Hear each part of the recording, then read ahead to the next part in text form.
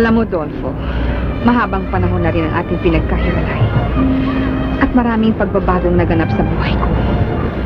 Unang-una, andyan ang mama na siyang nag-alaga sa amin mula. Pero mama, pinagsisihan na niya mga pagbibintang na ginawa niya sa akin. Nagpapasalamat nga ako. At napatunayan niya na wala akong pagkakasala sa aming pagsasama. Malu, anak ko. Matagal kong kinatakutan ang sandaling ito. Inaamin ko na ako'y nakapaglihim sa inyo, ngunit hindi ko kasalanan.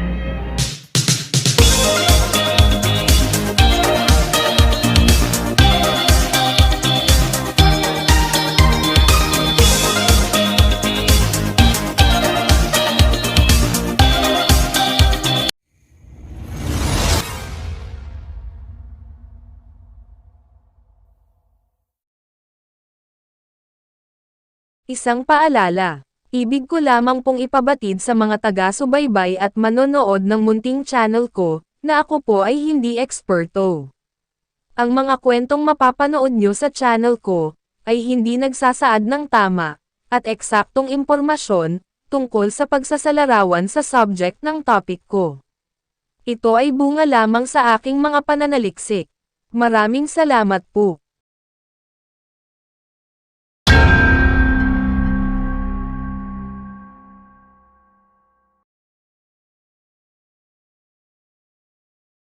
Isang malungkot na balita, ang inihayag tungkol sa pagpanaw ng isang batikang aktres, na nagmarka sa industriya ng pelikulang Pilipino, sa loob ng maraming dekada. Ang kanyang mga kontribusyon sa sining ay hindi malilimutan, at ang kanyang mga pelikula ay mananatiling bahagi ng ating pambansang kultura. Halika't sama-sama nating balikan, at alalahanin ang kanyang buhay at karera. Si Gloria Ann Borrego Gallia, na mas nakilala sa kanyang screen name bilang, si Gloria Romero, na kilala rin bilang, unang ginang ng pelikulang Pilipino, ay isang maalamat na aktres na nag-iwan ng malaking marka sa industriya ng pelikula at telebisyon, sa Pilipinas. Siya ay ipinanganak, noong December 16, 1933, sa Denver, Colorado, sa Estados Unidos.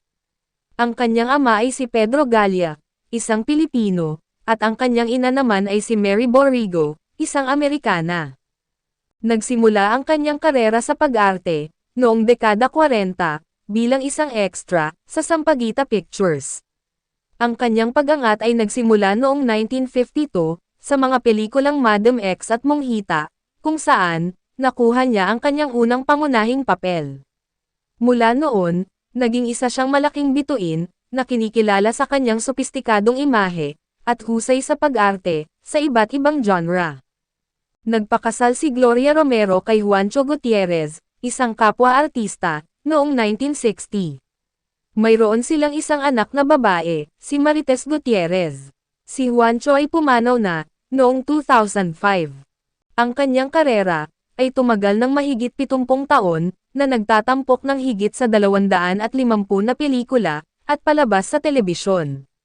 Nakatanggap siya ng maraming parangal, kabilang ang 6 na FAMAS Awards, 3 Gawad Urian Awards, 3 Luna Awards, at maraming Honorary Lifetime Achievement Awards.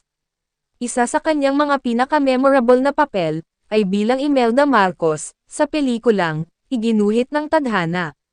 Naging aktibo rin siya sa telebisyon, na nagbida sa sikat na sitcom na, Palibhasa Lalaki.